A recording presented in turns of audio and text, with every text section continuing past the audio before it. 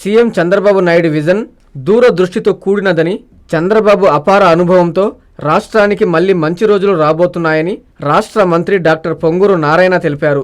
తిరుపతి జిల్లా తుడా కార్యాలయంలో ఆయన నగరపాలక సంస్థ తుడా అధికారులతో సమీక్షా సమావేశం నిర్వహించారు. తుడా టవర్స్, ప్లాట్స్, దుకాణాలపై వచ్చే ఆదాయ వ్యయాలపై వివరాలు అడిగి తెలుసుకున్నారు. టౌన్షిప్లను అభివృద్ధి చేసి తుడా ఆదాయాన్ని పెంచాలని అధికారుల్ని మంత్రి ఆదేశించారు.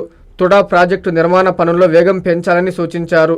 కార్పొరేషన్ పరిధిలో జరుగుతున్న అభివృద్ధి పనులు, పన్నుల ద్వారా వస్తున్న రెవెన్యూపై కమిషనర్ మౌర్య మంత్రికి వివరించారు. పక్కా ప్రణాళికతో ముందుకెళ్లి లక్ష్యాన్ని ఛేదించాలని నారాయణ దిశానిర్దేశం చేశారు. నిర్లక్ష్యం వీడి అప్రమత్తంగా వ్యవహరించాలని సూచించారు. నెల్లూరు తరహాలో తిరుపతిలో కూడా రోడ్ల శుభ్రతకు స్వీపింగ్ మిషన్లను వినియోగించాలని కోరారు. అనంతరం మంత్రి నారాయణ మీడియాతో మాట్లాడారు.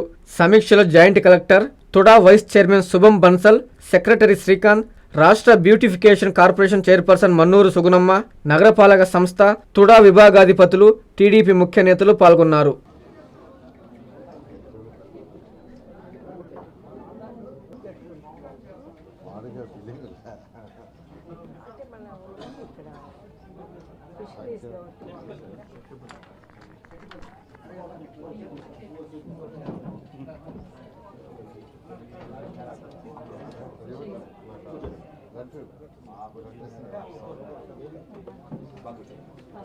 నేను చెప్పాను ఇందాక చేస్తా మళ్ళీ వాళ్ళు ఎందుకున్నారు సెట్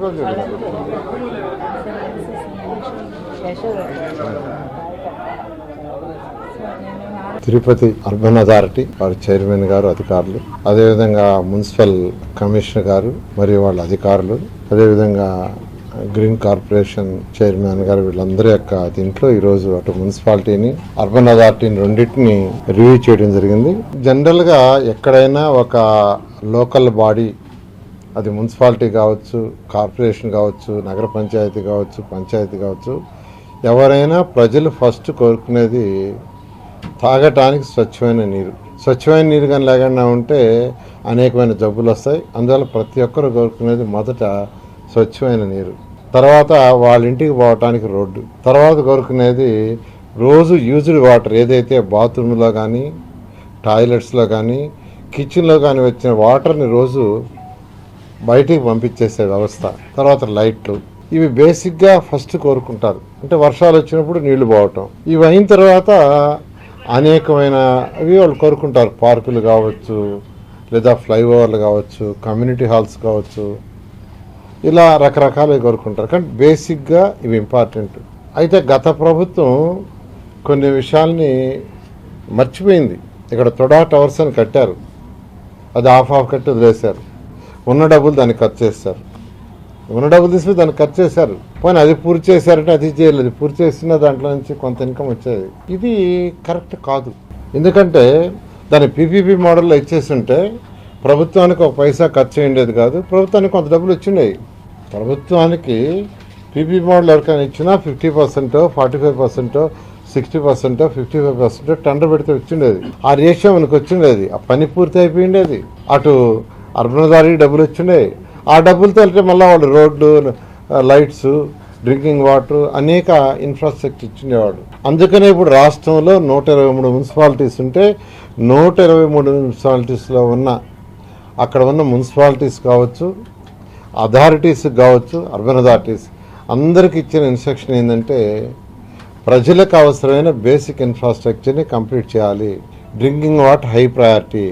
దానికి అమృత 2.2 స్కీమ్ వచ్చింది కేంద్ర ప్రభుత్వం. త్వరలో టెండర్స్ ఫైనలైజ్ చేస్తున్నాం. దాని ద్వారా ప్రతి ఇంటికి రాబోయే 3 సంవత్సరాల్లో ట్యాప్ కనెక్షన్ ఇస్తాం. స్వచ్ఛమైన వాటర్, సర్ఫేస్ డ్రాయింగ్ వాటర్, అది భూమిలో నుంచి బోరేసి కాదు, బోరేసి తీయటం వల్ల వర్షాకాలంలో ఆ బోర్లోకి చుట్టుపక్కల ఉన్న వాటర్ పోవటం వల్ల ఇన్ఫెక్షన్స్ వస్తున్నాయి. అందుకని సర్ఫేస్ వాటర్, నదులలో నుంచి, చెరువుల్లో నుంచి సర్ఫేస్ వాటర్ తీసుకుని దాన్ని ట్రీట్ చేసి ఇవ్వాలని ముఖ్యమంత్రి గారు ఆదేశించారు. అది అమృత్ 2.0 కేంద్ర ప్రభుత్వం, రాష్ట్ర ప్రభుత్వం, మున్సిపాలిటీస్ ముగ్గురు యొక్క ఫండ్స్తో అది చేస్తూ రాబోయే 3 సంవత్సరాల్లో ప్రతి ఇంటికి ట్యాప్ కనెక్షన్ ఇవ్వబోతున్నాం. ఈ అమృత స్కీము ఇప్పుడుది కాదు, గత ప్రభుత్వంలో ఎప్పుడో కేంద్ర ప్రభుత్వం శాంక్షన్ చేస్తే వాళ్ళు ఫస్ట్ ఇన్స్టాల్మెంట్ ఇస్తే స్టేట్ మ్యాచింగ్ ఇవ్వక అది ఆగిపోయింది. 8,500 కోట్ల రూపాయలు, అది అంతా ఇంత కాదు. నిజంగా 8,500 కోట్లు కనుక ఖర్చు పెట్టుంటే ఈరోజు రాష్ట్రంలో ఉన్న ప్రతి ఇంటికి ట్యాప్ కనెక్షన్ ఉండేది. ఫస్ట్ ఇన్స్టాల్మెంట్ వాళ్ళు ఇచ్చారు, మ్యాచింగ్ స్టేట్ గవర్నమెంట్ ఇవ్వాల, అది వాడేశారు, ఆ ప్రాజెక్ట్ ఆగిపోయింది. దాంట్లో చాలా చక్కగా పెట్టారు. అదేవిధంగా 2019 ఫిబ్రవరి నెలలో, అంటే నేను అప్పుడు మంత్రిని, అప్పుడు ఏషియన్ ఇన్ఫ్రాస్ట్రక్చర్ ఇన్వెస్ట్మెంట్ బ్యాంక్ ద్వారా 5,350 కోట్లు శాంక్షన్ ఇచ్చాం. అది కూడా డ్రింకింగ్ వాటర్కే. ఆ ప్రాజెక్ట్ కంప్లీట్ అయిపోయినా చక్కగా ప్రతి ఇంటికి వాటర్ వచ్చింది. అది వాళ్ళు ఏషియన్ ఇన్ఫ్రాస్ట్రక్చర్ ఇన్వెస్ట్మెంట్ బ్యాంక్ కూడా ఫస్ట్ ఇన్స్టాల్మెంట్ ఇచ్చారు. రాష్ట్ర ప్రభుత్వం దానికి మ్యాచింగ్కి వదిలేసింది. అంటే గత రాష్ట్ర ప్రభుత్వానికి ప్రయారిటీ లేదు. ప్రజలు ఒక దగ్గర ఇల్లు కట్టుకున్నారంటే వాళ్ళు ఏమడుగుతారు, ఆ ప్రయారిటీ లేదు. అందుకనే 8,500 కోట్లు వచ్చిన ప్రాజెక్ట్ని వదిలేశారు, 5,350 కోట్ల ప్రాజెక్టు వదిలేశారు. మళ్ళీ ఈ ప్రభుత్వం రాగానే ఈ యొక్క ఏదైతే ప్రాజెక్టులు ఉన్నాయో ఆ ప్రాజెక్టులు రివైజ్ చేయించాం. ఏషియన్ ఇన్ఫ్రాస్ట్రక్చర్ ఇన్వెస్ట్మెంట్ బ్యాంక్ అనేది 5,350 కోట్లు మన జూన్కి అయిపోయింది. టైం గత జూన్కి అయిపోయింది, క్లోజ్ అయిపోయింది. మళ్ళా ముఖ్యమంత్రి గారు కేంద్రంతో మాట్లాడి దాన్ని రివైజ్ చేయించారు. అదేవిధంగా స్వచ్ఛ భారత్ కింద 3,000 కోట్లు శాంక్షన్ చేసి కేంద్ర ప్రభుత్వం ఫస్ట్ ఇన్స్టాల్మెంట్ 250 కోట్లు ఇస్తే రాష్ట్ర ప్రభుత్వం దానికి మ్యాచింగ్ ఇవ్వాలంటే ఇవ్వక అది కూడా ఆగిపోయింది. దాన్ని కూడా ఇప్పుడు రివైజ్ చేసి అన్ని మున్సిపాలిటీస్కి ఈరోజు మున్సిపాలిటీలో ఉన్న చెత్త లెగసీ 123 మున్సిపాలిటీస్లో 85 లక్షల టన్నుల చెత్త మిగిలిపోయింది. ఇది సర్ఫేస్ లెవెల్కి. మళ్ళీ సర్ఫేస్ లెవెల్ కింద 20 లక్షలు ఉంది.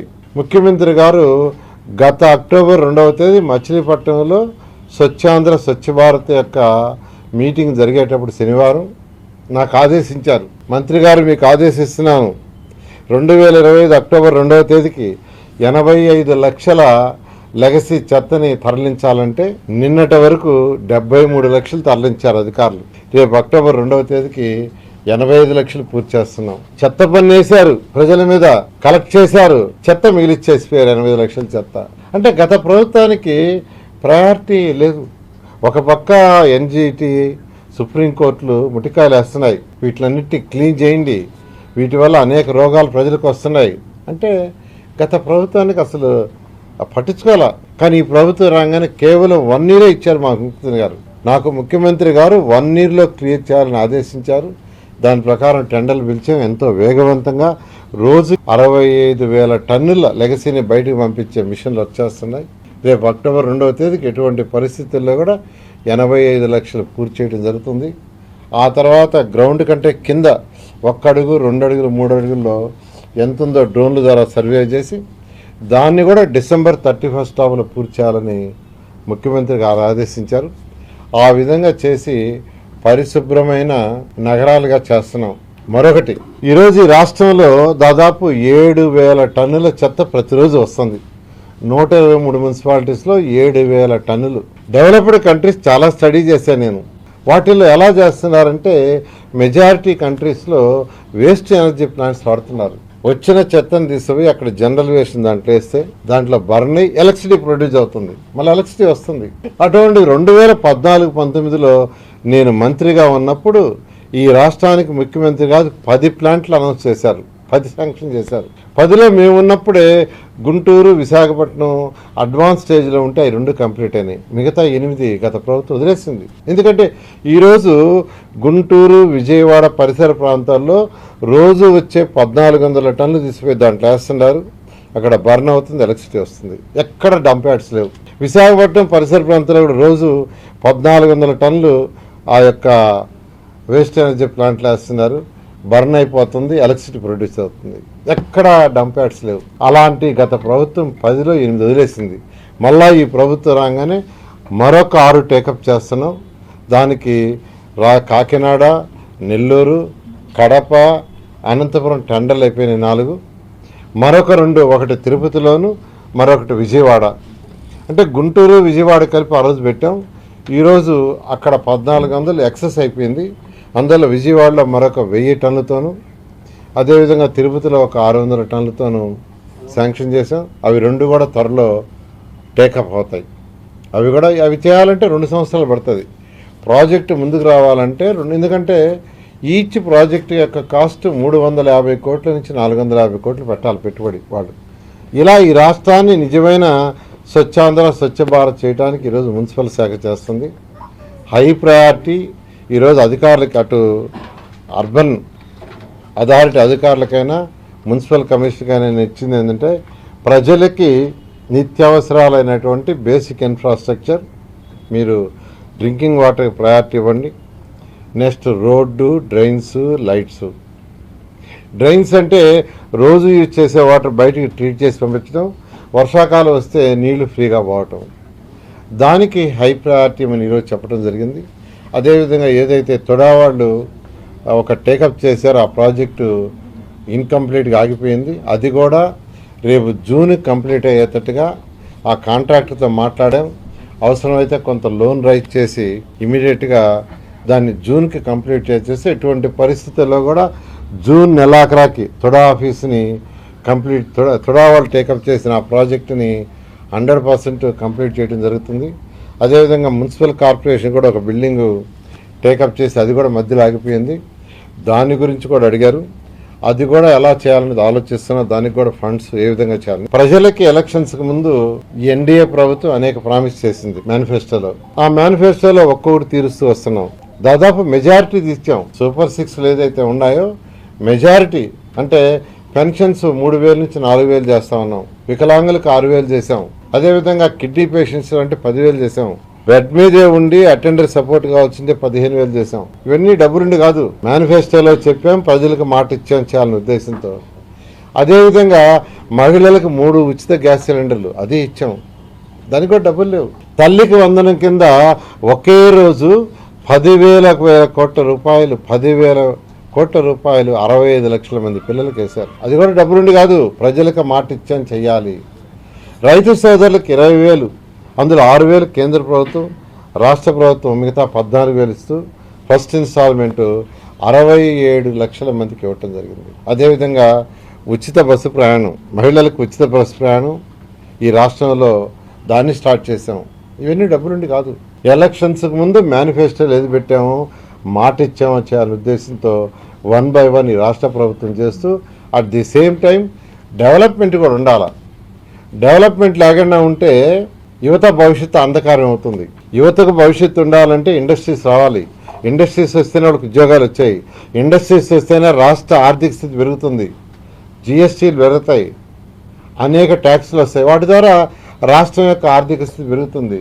రాష్ట్రం యొక్క ఆర్థిక స్థితి పెరిగితే అటు సంక్షేమాలు చేయొచ్చు, డెవలప్ చేయొచ్చు. కాబట్టి ఈరోజు ముఖ్యమంత్రి గారు సంక్షేమాలు, డెవలప్మెంట్ రెండింటిని ప్యారలల్గా తీసుకుంటున్నారు.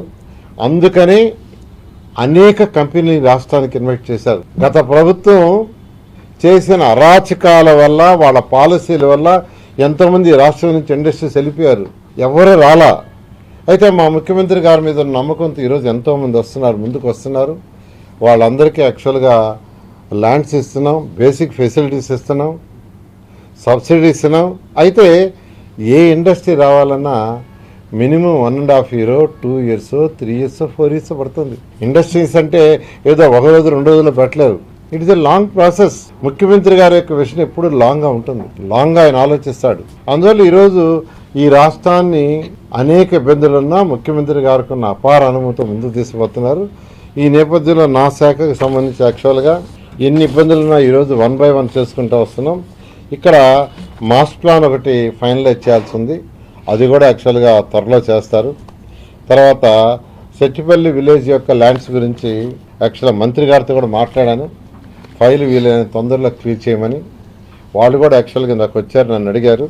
నేనేదో చెప్పాను, మీరు అడగకముందే నేను లోపల యాక్చువల్గా అధికారులతో రివ్యూ చేస్తూ మంత్రి గారు, రెవెన్యూ మంత్రి గారు అనగారు సత్యప్రసాద్తో మాట్లాడటం, ఆయన ఇమీడియట్గా క్లియర్ చేస్తానన్నాడు. అదేవిధంగా తొడా టవర్స్ అయితే జూన్ ఎండింగ్కి ఎటువంటి పరిస్థితుల్లో కూడా తొడా టవర్ కంప్లీట్ అయ్యేట్టుగా దానికి ప్లాన్ చేసాం. అదేవిధంగా ఎల్ఆర్ఎస్ ఇచ్చాం.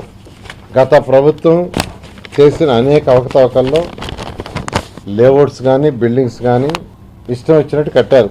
ఒక క్రమ పద్ధతి, ఒక టౌన్ ప్లానింగ్ సిస్టము, ఒక అర్బన్ అథారిటీ అనేది మర్చిపోయారు. అంటే పరిపాలన లేదు. నేను ఈ మధ్య ఒక టౌన్లో సర్వే చేయిస్తే, ఒక టౌన్లో డోర్ టు డోర్ సర్వే చేయించాను. ప్రతి ఇంటికి పంపించి ప్లాన్ ప్రకారం ఎంత అప్రూవల్ ఇచ్చారు, ఎంత ఏరియా కట్టారు, ఎంత కట్టాలా, ఎంత సెట్ బ్యాక్స్ ఉన్నాయి, ఇవన్నీ స్టడీ చేయిస్తే 83% డీవియేషన్ ఉంది. ఒక మున్సిపాలిటీ మొత్తం చేయించాను, అంతా 10% 15% కాదు.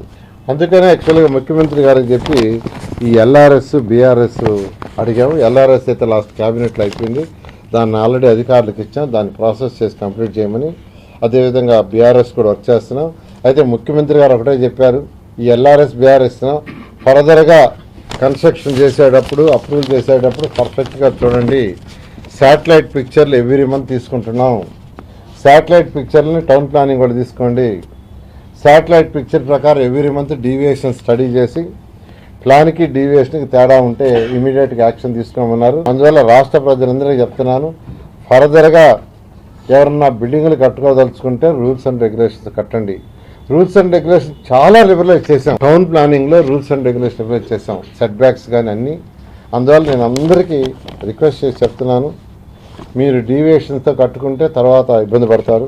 అదేవిధంగా డాగ్స్ సమస్య చాలా మేజర్ సమస్య అయింది. అనేక దగ్గర ఈ డాగ్స్ పిల్లలకి అరవటం, కొన్ని దగ్గర చనిపోవటం కూడా జరిగింది.